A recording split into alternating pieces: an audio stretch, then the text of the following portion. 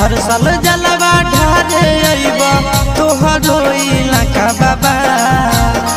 गोरखी से भिराई दह टाका बाबा तोरा चिलम चढ़ाई द पाका बाबा गोरखी से भिराई दह टाका बाबा तोरा चिलम चढ़ाई द पाका बाबा हर साल जलवा ढारे अइब तोहरो इलाका बाबा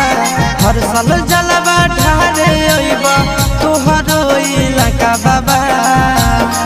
गोरखी से भिराई दह टाका बाबा तोरा चिलम चढ़ाई द पाका बाबा